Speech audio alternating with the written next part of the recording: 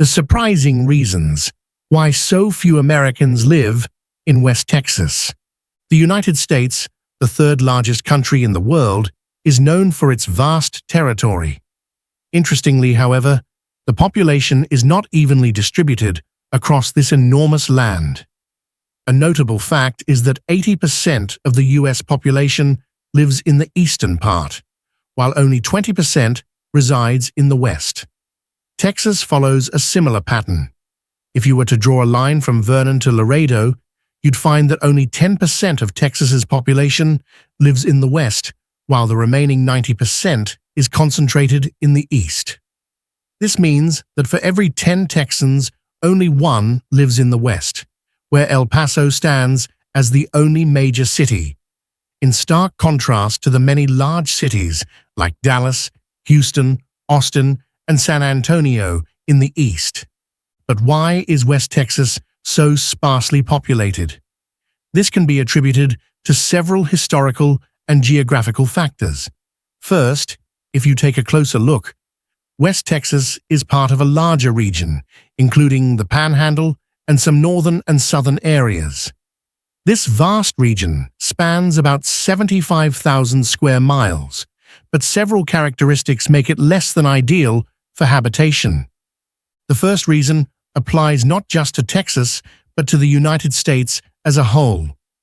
If you look at a population density map, you'll notice that the central parts of the U.S., including West Texas, have very few residents.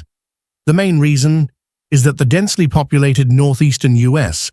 was settled and developed much earlier. When the U.S. expanded westward through the Louisiana Purchase in 1803, westward migration was hindered by harsh natural conditions like mountains and deserts.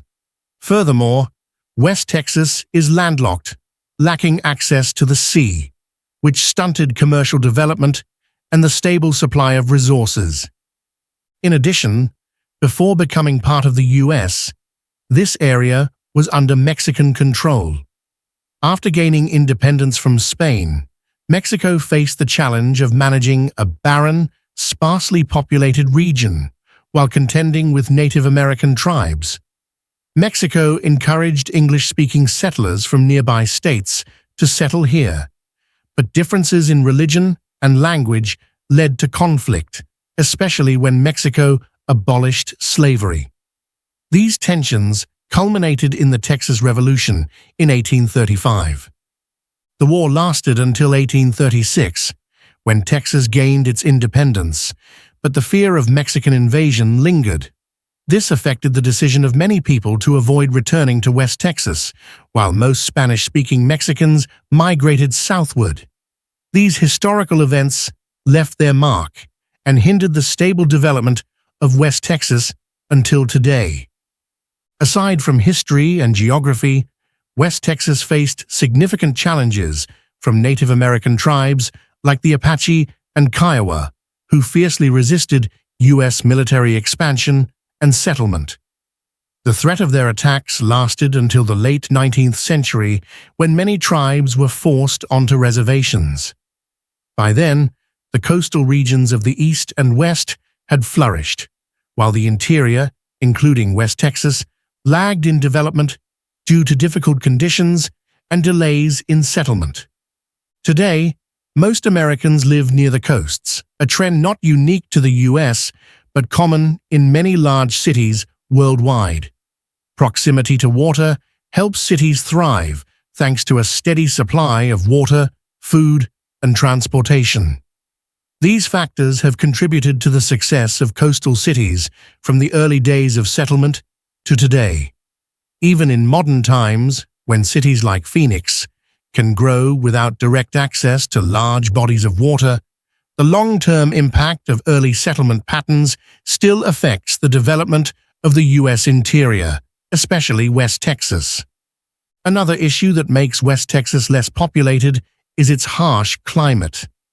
The region is arid because it lies within the Great Plains and is far from moisture sources like the Gulf of Mexico.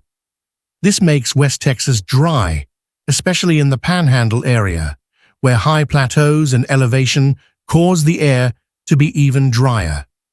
Additionally, the Rocky Mountains block some of the moisture from the Pacific, making this area even more arid. Water resources here are also scarce, with very few large rivers, and the Ogallala Aquifer, the main underground water source, is expected to deplete in the coming decades, making habitation and farming increasingly difficult. Not only does West Texas face water shortages, but it also endures strong winds. This flat region lacks natural barriers like trees or mountains to slow the wind, allowing it to sweep through, carrying massive amounts of dust. In the 1930s, the famous Dust Bowl occurred due to poor farming practices combined with prolonged drought, leading to the erosion of millions of acres of land, greatly affecting Texas. Although conditions have improved, West Texas still regularly experiences strong winds and thick dust, increasing the risk of allergies and other health issues. The weather here is also extreme, with summer temperatures exceeding 100 degrees Celsius and winter temperatures dropping below freezing. These drastic temperature swings, even within the same day, make living in the area particularly challenging. For example, Lubbock, one of the major cities in West Texas, is known for its wide range of temperature variations. Despite these challenges, West Texas has its appeal, especially in the oil and gas industry. The region sits atop the Permian Basin, one of the largest oil reserves in the U.S., accounting for nearly half of the country's oil production. Cities like Odessa and Midland thrive thanks to the oil industry, with thousands of workers employed in this sector. While West Texas may seem desolate, the oil and gas industry remains a key driver of the area's development. West Texas isn't just famous for oil, but also for typical boom and bust stories, like the city of Kermit. In 1924, the town was nearly forgotten, with only one student in the entire county. However, when oil was discovered at the Hendrick oil field in 1926, the town quickly rebounded. The population surged from 1,000 in 1927 to 2,700 in the 1930s. Businesses sprang up, schools expanded, and Kermit became one of the many towns that thrived thanks to oil. However, this reliance on oil can be a double-edged sword.